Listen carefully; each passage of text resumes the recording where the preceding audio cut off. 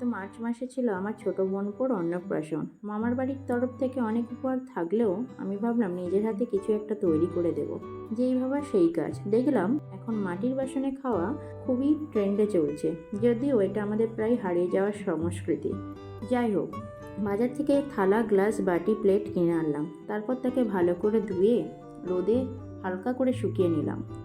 তারপর ভাবছিলাম থালাটার ওপর কি ডিজাইন করব। ভাবতে ভাবতে থালাটায় প্রাইমার হিসেবে সাদা রং করে দিলাম আর তার ওপরে লাল রং করে দিলাম।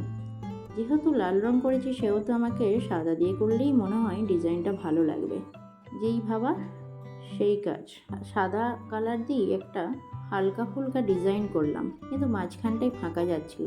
তাই ভাবলাম ওখানে শুভ অন্নপ্রাশন কথাটা লিখলেই বেশ ভালো লাগবে।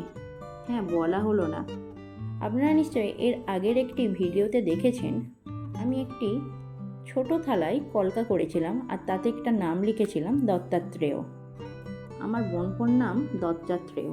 এই কথাটার অর্থ অত্রি ঋষিকে প্রদত্ত, অর্থাৎ নামটি দুটি সংস্কৃত শব্দ, দত্ত মানে প্রদত্ত বা উপহার আর আত্রেয় মানে ঋষি অত্রির পুত্র থেকে এসেছে।